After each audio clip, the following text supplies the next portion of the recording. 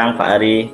Ini Ya, izin perkenalkan teman-teman saya dari Politeknik Ubaya, mahasiswa Digital ya. Office Administration. Selamat siang teman-teman mahasiswa. Siang, Pak. Selamat siang, Pak. P. Tripun. Iya Pak Ari. Jadi kami sebelumnya ingin berterima kasih atas kesempatan yang diberikan dalam kegiatan wawancara dengan Pak Ari selaku salah satu pendiri PT Selera Nina Nusantara. Nah, kami sangat tertarik dengan perusahaan Pak Ari, terutama dalam hal inovasi produk, strategi pemasaran, serta pengembangan bisnis yang sekarang Pak Ari kembangkan saat ini. Ya. Nah, pada kesempatan ini kami ingin langsung saja mungkin kami ingin mengetahui lebih tentang profil perusahaan Pak Ari yang sedang Pak Ari kembangkan saat ini. Nah, izin kami untuk wawancara ini kami selaku mahasiswa Politeknik Ubaya itu sebelumnya kami ada tugas Pak Ari untuk mewawancarai salah satu perusahaan. Nah, kami langsung memilih perusahaan PT Selera Nusantara Pak Ari, izin. Ya. Gimana? Udah? Ya. Oke, baik. Sekali lagi selamat siang teman rekan-rekan mahasiswa. Semoga pada hari ini dalam keadaan yang baik-baik saja, dan mudah-mudahan dalam kesempatan ini saya bisa memberi apa yang bisa saya ya. Terima kasih atas undangannya Saudara Pramanah dan teman-teman. Oke, untuk usaha kami sendiri itu namanya PT Selera Nusantara Nina. Itu salah satu perusahaan yang bergerak di bidang produksi salah satu makanan, berlokasi di Bangka Belitung tepatnya. Untuk usaha kami sendiri yaitu berupa sebuah produk yang terbuat dari cumi. Biasa kami menyebutnya dengan keripik cumi, dengan brand itu namanya keripik cumi Nina. Nah, untuk Nina sendiri itu kami ambil dari nama orang tua kami. Makanya kami ngerilis sebuah produk dengan nama brand keripik cumi Nina. Nah, untuk inspirasi sendiri waktu itu kebetulan ini meneruskan usaha dari orang tua. Jadi pada saat itu orang tua tuh lagi makan di restoran, semacam restoran seafood, kemudian order sebuah makanan yang berbahan cumi, kemudian setelah itu terinspirasi bagaimana untuk olahan cumi ini tuh tidak hanya sebagai lauk, tapi bisa diolah sebagai cemilan, teman santai, dan lain-lain, hingga pada akhirnya terciptalah sebuah produk yaitu keripik cumi. Kira-kira seperti itu untuk awal perjalanannya, kira-kira seperti itu. Untuk usaha sendiri itu sudah terbentuk dimulai sekitar tahun 2011, dan alhamdulillah berjalan hingga sekarang, hingga saat ini kayak gitu. Untuk berbicara masalah produk development, kita berbicara masalah inovasi produk. Kami telah melakukan inovasi khususnya bagian packaging ya, bagian kemasan, yang mana memang alhamdulillah produk kami pada saat ini tuh sudah masuk kategori ready to export. Nah, saya pribadi pun sempat beberapa kali bahkan masuk di grupnya Export Center Surabaya. Kami juga sudah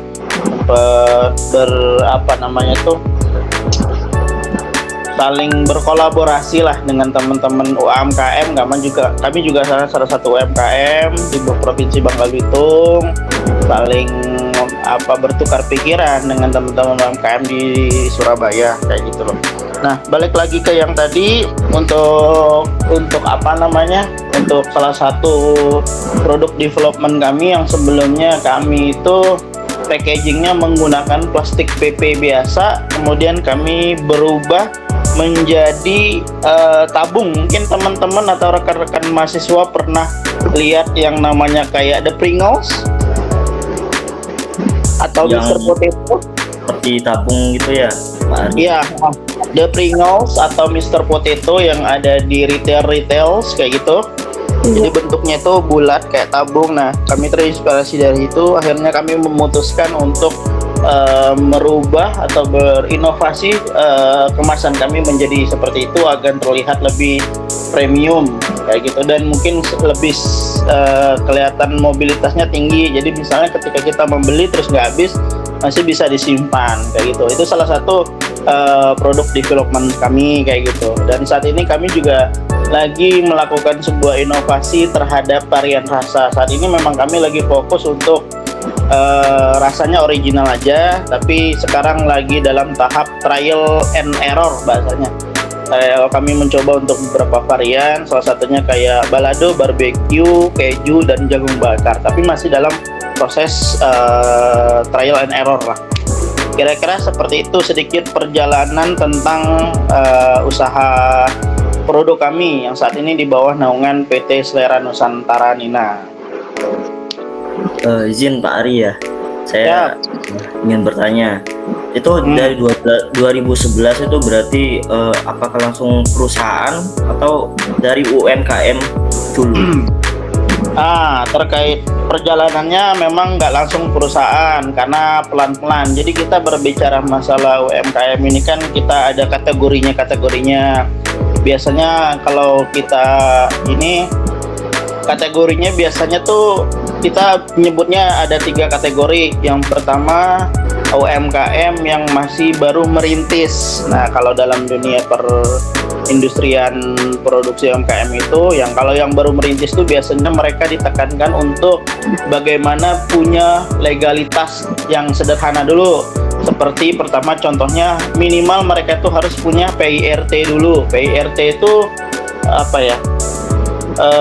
Produksi industri rumah tangga. Terus harus mereka punya NIB itu nomor induk berusaha, harus punya halal dan segala macam kayak gitu lah. Terus di kategori yang middle up, yang di tengah, biasanya mereka itu dilatih untuk bagaimana memanfaatkan sosial media, sudah mulai belajar untuk berjualan di TikTok, di Shopee, di Tokped, di Instagram, dan di layanan e-commerce.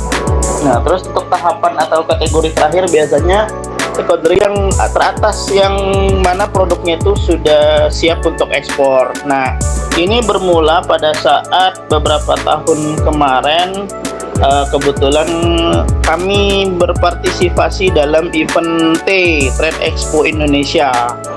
Nah, event Trade Expo Indonesia itu adalah sebuah event, mungkin bahasa sederhananya itu adalah bazar pameran yang diadakan setahun sekali oleh Kementerian Perdagangan. Itu biasanya dilakukan di BSD Tangerang selama 4 hari. Nah, itu sifatnya tahunan, setiap tahun sekali selalu ada event tersebut. Nah, karena balik lagi kami merupakan sebuah usaha atau UMKM yang memang kategorinya ready to export. Nah, untuk melakukan kegiatan ekspor itu kan mereka harus punya legalitas yang sah secara hukum, di mana syarat utamanya ya sudah berbadan PT gitu loh, berbentuk sebuah PT, baik itu CV maupun PT kayak gitu loh. Maka dari itu kami mencoba untuk mendirikan PT kayak gitu loh. Jadi tujuannya memang agar memenuhi persyaratan untuk melakukan kegiatan ekspor, dan itu didirikan satu tahun yang lalu kemarin lah, bisa dibilang kayak gitu. Terima kasih Pak Ari. Saya Zufar. Saya mau izin bertanya. Produk ini produk ini cara pembuatannya masih manual atau pakai teknologi ya, Pak? Nah, kalau untuk saat ini bisa dibilang kami masih dalam partai kecil, tapi sekecil-kecilnya sih masih tetap banyak. Untuk mesin sebenarnya kami sudah ada beberapa, tapi karena masih dalam partai kecil, sehingga pada saat ini kami masih menggunakan tenaga manusia kayak gitu, tetap tenaga manusia dan masih bisa kami penuhi terkait permintaan dari konsumen kayak gitu.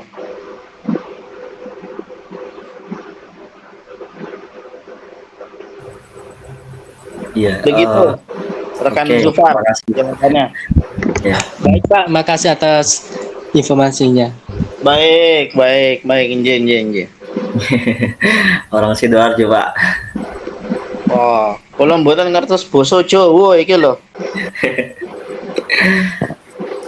Oke, mungkin teman-teman yang lain ada yang mau ditanyakan sama Pak Ari? Silakan teman-teman mahasiswa kalau mau nanya, ada yang bisa saya jawab, insya Allah bakal saya jawab dengan sebaik mungkin.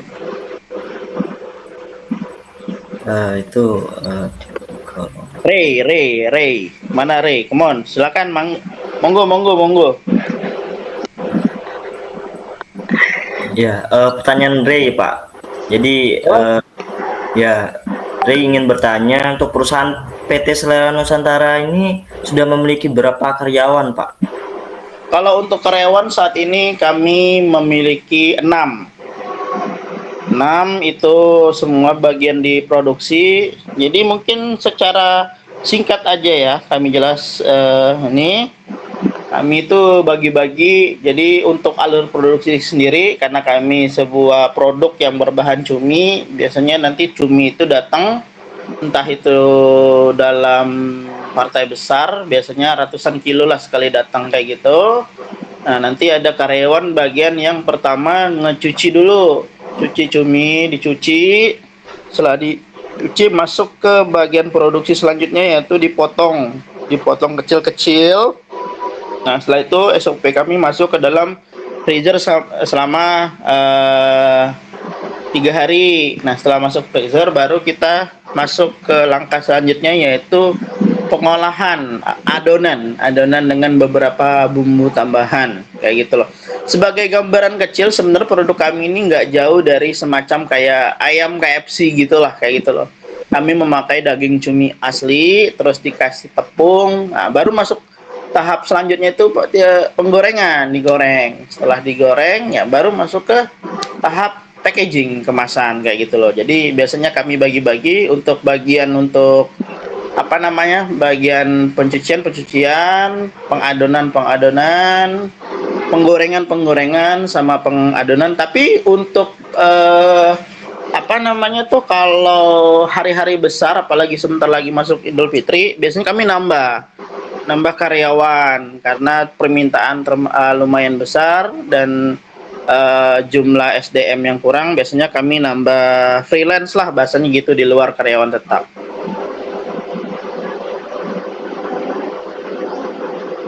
Seperti itu. Oke, terima kasih Pak Ari. Nih teman-teman, Risma, ada yang resign. Silakan, Risma, monggo. Orang Bali nih Pak. Siap, beli. Selamat siang Pak Ari. Selamat siang Risma. Waduh, jauh-jauh dari Bali sana ya. Pak ingin bertanya, untuk selama menjalani usaha ini pasti ada kesulitannya, mungkin kendala dalam menjalani usaha ini tuh apa aja sih Pak? Oke, yang pertama untuk kendala yang pasti ya, ini ya Seser, bahan baku. Yang pertama bahan baku, ketersediaan bahan baku. Ya, kita berbicara masalah cumi ini kan salah satu hasil olahan laut yang bisa dibilang bukan kayak ikan ya. Jadi agak sulit dicari. Jadi kan kalau kita berbicara masalah kategori hasil laut, kalau ikan tuh mungkin banyak nelayan yang nyari ikan. Tapi kalau misalnya semacam kayak cumi, kepiting apalagi, itu kan salah satu hasil cumi yang agak susah didapetin. Nah, kami kadang-kadang untuk masalah kami kadang pernah ada permintaan tapi stok bahan baku lagi tidak ada, karena kami ini termasuk cumi-cumi pancing kayak gitu loh. Termasuk cumi pancing. Jadi kendala utama mungkin saya bisa dibilang ketersediaan bahan baku, karena nggak setiap waktu itu bahan baku itu ada. Misalnya contoh nih, bulan-bulan kayak gini biasanya di tempat kami itu disebutnya itu bulan-bulan apa ya, angin barat ya, dimana nelayan tuh biasanya nggak turun dulu, nelayan tuh nggak turun dulu ke laut, mereka standby dulu di rumah karena faktor cuaca dan lain hal ya, sehingga mau nggak mau kami berusaha untuk mencari supplier lain. Biasa kami udah punya beberapa supplier tetap, di mana mereka itu sudah paham dengan spek bahan baku yang kami cari, atau mungkin bahasanya tuh mereka sudah tahu spek cumi yang kami pengen tuh seperti apa. Tapi ya itu tadi, terkadang mereka, kan kami juga nggak tahu ya, misal kayak kemarin kami alhamdulillah dapat orderan dalam lumayan partai besar. Nah di situ kami coba kontak supplier kami, terus ya mereka belum ada stok, nggak bisa kami cari lagi dan segala macam. Untuk kendala utama mungkin itu sih ya, untuk itu ketersediaan bahan baku itu sih. Nah, untuk supplier itu apakah cuma dari Bangka atau masih ada yang dari luar kota, Pak Ari? Oke, kalau terkait supplier hingga saat ini memang untuk dari dalam Bangka Belitung tuh masih mencukupi, karena kami megang tidak hanya satu supplier kayak gitu loh. Ada 3 lah ibaratnya. Tapi sampai saat ini kebutuhannya tuh kami masih terpenuhi lah sampai dengan saat ini ya, masih terpenuhi kayak gitu. Masih belum membutuhkan supplier dari luar kota. Sampai saat ini untuk wilayah Bangka alhamdulillah masih terpenuhi. Begitu, Risma. Ya Pak, saya mau bertanya. Monggo. Pak, kira-kira nama dari Direktur PT Selera Nusantara. Nusantara Nina itu siapa ya Pak? Ya, kalau kita berbicara masalah struktur organisasi, Iya. kalau saat ini sih bisa dibilang untuk yang handle saya sendiri. Jadi untuk struktur paling atas tuh tetap orang tua kami, yaitu namanya Bu Nina itu tadi. Tapi beliau saat ini fokus di bagian produksi saja. Nah, untuk segala macam urusan operasional saat ini mungkin di bawah kendali saya lah, kayak gitu. Oh ya, terima kasih ya Pak atas jawabannya. Oke, sami-sami. Foto-foto. Ya, ya terima kasih Pak Ari. Nah terkait ini perusahaan Pak Ari kan harus saat ini sudah mau ekspor gitu. Ya. Nah, udah dapat bayar belum Pak Ari? Dari nah, gitu. Oke. Terima kasih, Pak Ari. Kalau berbicara masalah bayar, kita terus berbicara masalah ekspor. Setelah beberapa kegiatan yang sudah kami ikuti, dan sebagai sekedar informasi juga, kalau tidak ada halangan, insya Allah di bulan Februari ini kami juga mudah-mudahan bisa ngikut sebuah event juga, itu nanti dilaksanakan di Thailand insya Allah bulan Februari ini. Insya Allah kami bisa berpartisipasi. Oke. Baik, pertanyaan bagus. Berbicara masalah ekspor ini bukan berbicara masalah hal yang mudah. Dia itu step by step. Dia itu butuh waktu pelan-pelan kayak gitu loh. Tidak semudah karena kita berbicara masalah sebuah negara dengan negara orang luar kayak gitu loh.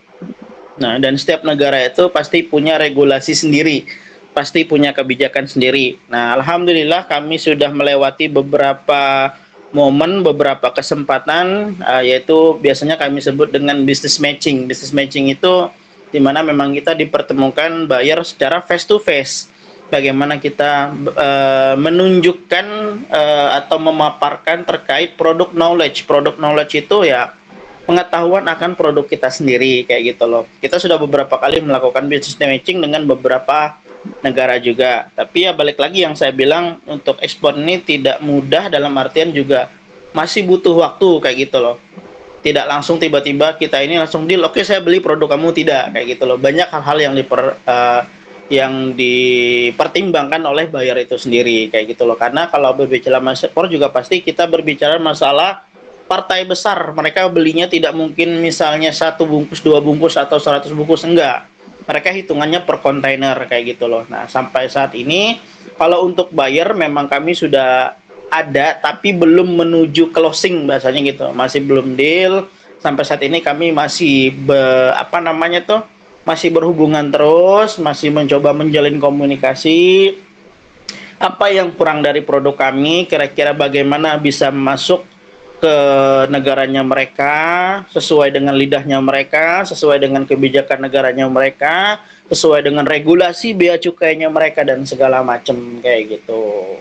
Cuman berbicara masalah bayar, kami sudah pernah ketemu bayar, tapi titik temunya tuh belum dapet lah bahasanya gitu. Ada yang kemarin minta varian rasa ini, ada yang masalah harga, ada yang masalah ya adalah beberapa yang harus kami tingkatkan lagi lah dari segi layanan dan servis. Kira-kira seperti itu.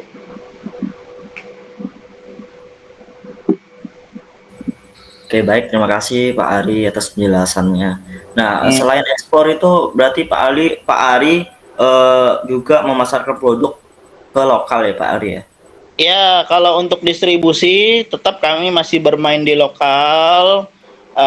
Biasanya beberapa tempat oleh-oleh, khususnya di Provinsi Bangka Belitung, alhamdulillah produk kami bagian dari salah satu yang mengisi etalase di toko-toko mereka kayak gitu loh. Nah, apakah Pak Ari ada inovasi untuk membesarkan pemasaran produk ke luar kota, ke Surabaya atau ke Kalimantan atau ke daerah-daerah lain? Wah, pastinya sih semua pelaku usaha pasti pengennya begitu ya. Karena mereka pasti pengen produknya itu ada di mana-mana kayak gitu loh kan. Bisa dibilang kami sudah menjajaki semua kayak gitu loh kan. Kami juga mencoba untuk memanfaatkan sosial media yang ada, baik Shopee dan segala macam. Cuman satu hal yang ingin saya tekankan di sini, sebenarnya produk kami itu bisa dibilang termasuk salah satu produk premium gitu ya. Bahkan sebagai info sedikit, di toko oleh-oleh itu produk kami itu dijual sampai di angka 120.000 per tabung gitu loh. Nah, karena gini, sampai saat ini kadang banyak teman-teman dari pelaku usaha lain tuh berpikir mahal ya kayak gitu loh.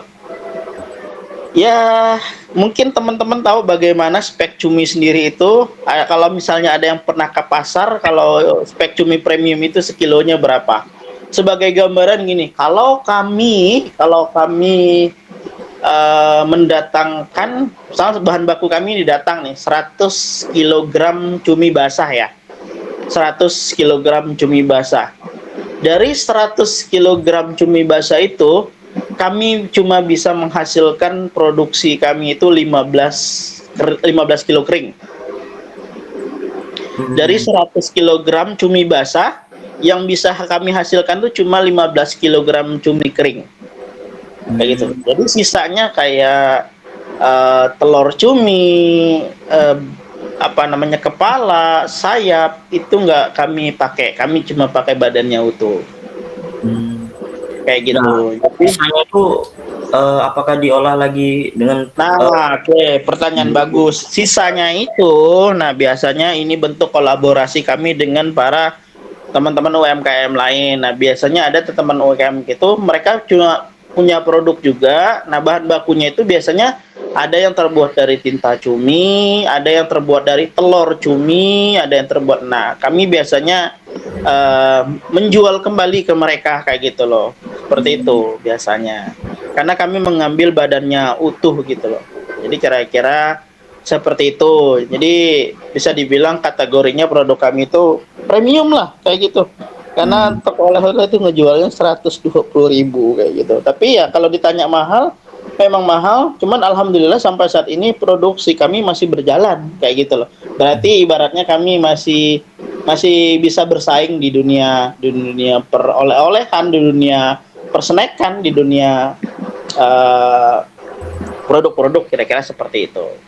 Ibaratnya mungkin kayak gini loh, orang kalau misalnya menganggap kenapa kopi Starbucks itu mahal, ya memang mahal, kopi satu gelas 80.000, tapi sampai saat ini Starbucks masih ada aja, belum bangkrut gitu kan bahasanya gitu. Dan orang tetap mau beli gitu loh. Karena memang mungkin yang mereka jual tuh kualitas. iPhone 20 juta nggak bangkrut, tapi orang masih mau beli gitu, bahasanya seperti itu. Oke, terima kasih Pak Ari. Nah, Ya. perihal cumi kan seperti yang disampaikan Pak Ari, cumi itu lumayan susah didapatkan ya. Terus Ya, juga harganya. Nah itu Pak Ari ada inovasi apa selain cumi nggak? Ikan atau gimana? Ikan atau apa gitu? Oke. Ini pertanyaan sebenarnya bagian dari produk development ya. Produk development itu pengembangan produk. Saat ini memang terkait pengembangan produk itu sudah ada, tapi saya pribadi sebagai yang bertanggung jawab lah bisa dibilang dari segala kegiatan operasional di usaha kami. Untuk arah ke situ mungkin masih belum difokuskan. Kami mencoba untuk memfokuskan satu brand ini dulu sampai benar-benar closing. Dalam artian sampai benar-benar kami bisa ekspor. Jadi pertanyaannya mungkin masih sudah terpikirkan, tapi belum ada untuk apa namanya itu bahasanya, untuk proses implementasinya belum jalan lah, belum boleh dimulai, tapi sudah ada pemikiran kayak gitu. Intinya saat ini kami lagi fokus untuk ini dulu lah, untuk kami kembangkan. Untuk kami ini, saya bercita-cita itu, goal saya itu ketika misalnya khususnya di Provinsi Bangka Belitung itu, kalau orang dengar keripik cumi taunya dengan brand Bunina, atau misalnya di Surabaya tuh mungkin teman-teman tahu, kalau orang berbicara sambal pasti taunya sambal Bu Rudi, bukan? Ya, Ada yang tahu sambal Bu Rudi? Tahu Pak. Nah, mungkin salah satu sambal yang sudah lumayan lama ya berkecimpung di dunia persambelan kayak gitu loh. Saya pengennya juga begitu gitu loh. Saya pengen ibaratnya tuh jadi salah satu ikon, bahasanya seperti itu. Misalnya orang ngomong sambal, taunya sambal Bu Rudi. Orang ngomong bakpia, taunya bakpia Jogja. Atau misalnya, jadi punya ikon lah. Jadi harapan saya saat ini lagi mengembangkan brand ini gitu loh. Kalau orang ngomongin HP, taunya iPhone, misalnya kayak gitu. Adalah beberapa. Seperti itulah kira-kira. Cuman tidak menutup kemungkinan kami melakukan inovasi-inovasi lain, kami melakukan pengembangan-pengembangan lain. Bahkan mungkin dari cumi ini tidak hanya jadi keripik, nanti jadi apa. Kira-kira seperti itu. Oke, sudah sangat jelas sekali Pak Ari. Nah, ini ada pertanyaan nih, saya lupa lewat tadi nih, dari Yasmin. Ya, Apa pertanyaannya? Dibaca. Pertanyaannya, bagaimana perusahaan untuk memastikan kualitas dan konsistensi rasa di setiap batch produksi, gitu Pak Ari? Sebenarnya saya Yasmin, bagaimana perusahaan memastikan kualitas dan konsistensi rasa di setiap batch produksi. Nah, oke. Pertanyaan bagus ini. Makanya di situ ditempatkan namanya tuh QC. Ada yang tahu kepanjangan QC nggak, teman-teman? Belum Pak Ari. Kalian kuliah ya. QC itu namanya QC. Ada yang tahu panjangan dari QC? Enggak Pak. Oke, QC itu panjangannya adalah quality control. Oh, Quality control. Jadi setiap perusahaan itu biasanya ada bagian namanya QC. QC ini adalah orang yang bertanggung jawab memastikan bahwa produk itu sudah siap untuk diedarkan. Nah, itu salah satu strategi kami untuk memastikan kualitas dari produk kami. Biasanya pernah pernah dengar bahasa barang reject? Ya, barang. Nah, jadi produknya itu tidak masuk bagian produksi yang siap diedarkan. Di reject maksudnya barang reject, maksudnya nggak sesuai dengan SOP gitu loh. Jadi nggak diperjualbelikan, nggak diedarkan. Nah, itu tugasnya QC gitu loh. Nah, itu salah satunya, menempatkan QC terbaik lah mereka. Dan untuk saat ini memang saya sendirilah bagian itu. Bisa dibilang saat ini tuh chef eksekutif everything gitu loh, mewadahi segalanya gitu loh. Operasional iya, marketing iya, bertemu dengan buyer iya, kesana kemari iya gitu loh. Tapi nggak apa-apa, itulah bagian dari lika-liku memegang sebuah usaha lah, ibaratnya kayak gitu. Nah, pertanyaan tadi salah satunya itu tadi menempatkan QC, quality control. Jadi memang kalau dipastikan oke, ini siap edar, siap edar. Dan satu hal lagi, kami alhamdulillah juga sudah BPOM ya. Karena saat ini kan kita marak, BPOM itu lagi disoroti, tapi dalam dunia perskincarean, nah sekarang ini BPOM itu untuk ngejar BPOM itu sangat sulit sekali. Karena kasus perskincarean saat ini tuh, jadi imbasnya ke kami juga produksi makanan, karena memang kan Badan Pengolahan Obat dan Makanan. Jadi tidak sembarangan sekarang ini BPOM itu mengeluarkan, oh produknya udah BPOM. Ada teman-teman lain tuh sampai setelah 1 tahun mereka ngejar BPOM itu. Alhamdulillah kemarin saya kejar hampir 2-3 bulan sudah keluar. Kayak gitu. Oke, iya. Terima kasih Pak Ari. Mungkin Siap. selain Yasmin masih ada yang Ayo. kan? This call will end in 15 minutes. Anything questions?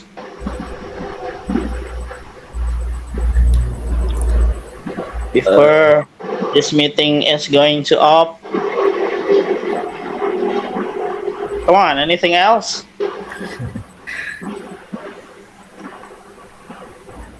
Silakan. Ada berapa orang di sini semuanya? 6? Ada 6, iya Pak Ari. Nah, oke. Siapa yang belum? Zufar tadi sudah. Yasmin, Risma, Anissa sudah? Ayo, kalau mahasiswa tuh jangan malu, harus berani aktif kayak gitu. Karena dulu saya juga begitu. Gak apa-apa. Kalau kompetitor itu ada nggak Pak Ari di Bangka? Nah, kalau berbicara masalah kompetitor untuk produk yang mirip dengan ini kami belum ada. Tapi ada namanya nanti mungkin Pram bisa ngejelasin karena masih sama ini kan. Nah, ada namanya tuh kricu. Kalau kricu itu banyak. Kricu itu keripik cumi juga tapi terbuatnya dari telur cumi. Kalau kami itu memang bisa dibilang kayak the real squid crackers, in English we say that. Kayak gitu loh.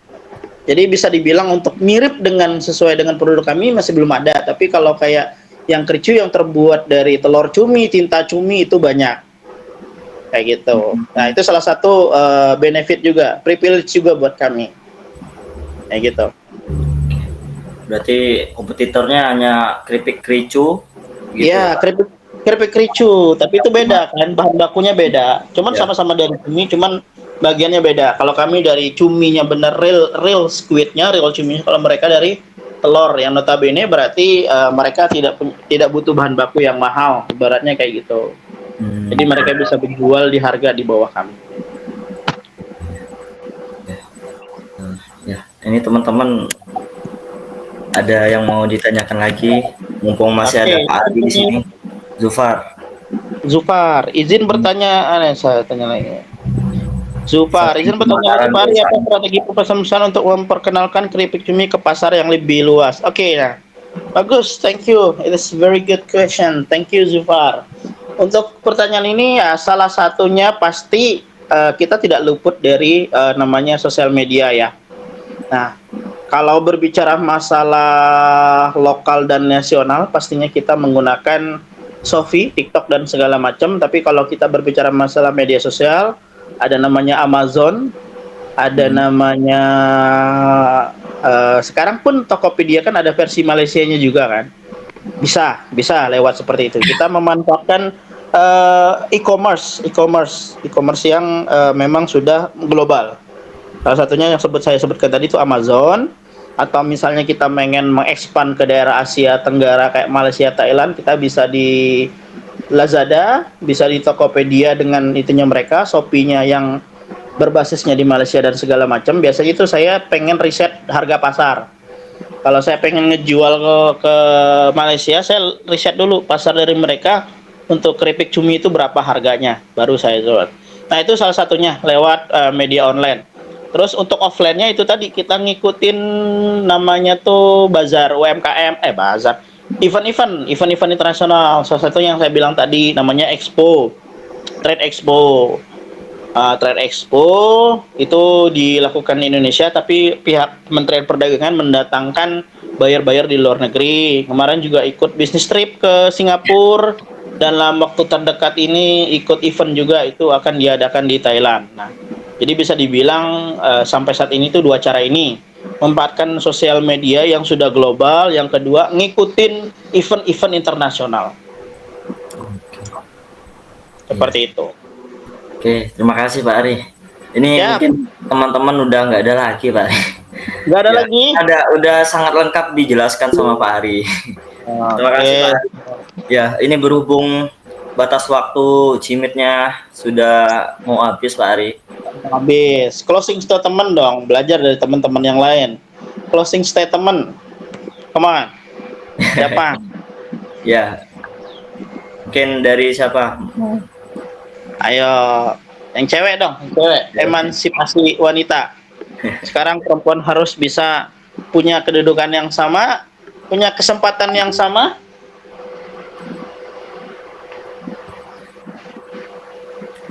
Isma, Yasmin, Anissa. Ayo. Ini Anissa orang Bojonegoro Pak Ari izin. Oh, J. Yasmin orang Surabaya. J. Zulfar Surabaya. Ya, J. Saya yang paling jauh Pak Ari. Mak kulo wong Baka tapi mbahne kulo wong Jogja. Iya. Mau ngomong bahasa Jawa, monggo. Nek nyaryo Sunda, ya nek satik-satik abdi tiasa nyaryo Sunda. Mau bahasa Inggris boleh, mau bahasa Arab juga boleh. Ayo Yasmin, Risma, Nisa. Apa closing statement? Monggo Anissa. Baik Pak, sudah sangat lengkap ilmunya dan makasih ya Pak. Sangat bermanfaat untuk kami juga. Ya, podo-podo. Makasih Pak atas waktu luangnya dan maaf ya Pak. Enggak ono sing dimaafkan. Ya, Wonten di ya Pak, saya ucapkan banyak-banyak terima kasih sudah J. meluangkan waktu. J.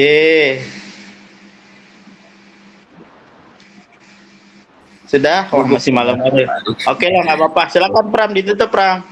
Ya, terima kasih Pak Ari. Maaf sudah mengganggu waktu. Senang bisa berbagi. Ya, untuk Pak Ari semangat dan semoga perusahaannya bisa dapat buyer yang lebih banyak, terus bisa ekspornya bisa jalan. Amin. Ya intinya perusahaannya bisa lancar gitu Pak Ari. Amin. Atas waktunya. Siap. Terima kasih teman-teman mahasiswa. Doa dari saya pun semoga yang paling utama paling sehat-sehat ya. Sehat-sehat dan semoga selalu diberi kelancaran terkait proses pembelajarannya, diberikan hasil yang terbaik, tetap berusaha sesuai dengan ini, karena orang tua di rumah pasti mengharapkan yang terbaik dari anak-anaknya. Inilah nanti calon-calon orang yang sukses, yang saat ini lagi bergelut dengan berbagai macam tugas, yang sedang bergelut dengan berbagai macam organisasi. Pokoknya sukses terus, orang-orang hebat, orang-orang sukses. Nih insya Allah nanti salah satunya ada yang jadi menteri, mungkin salah satunya ada yang jadi CEO, salah satunya jadi ketua dan segala macam. Pokoknya 6 orang ini semuanya harus menjadi orang yang hebat, menjadi orang yang sukses. Ya, terima kasih Pak Ari. Siap, oke. Nyuwun Makasih sewu, ya, Mek Pak. Edo. Oke, oke. Terima kasih Pak Ari ya. Sehat Ya, Pak. oke. Izin Nanti- pamit ya, terima kasih Ya. ya. Ya. Yo, assalamualaikum. Waalaikumsalam. Waalaikumsalam Pak.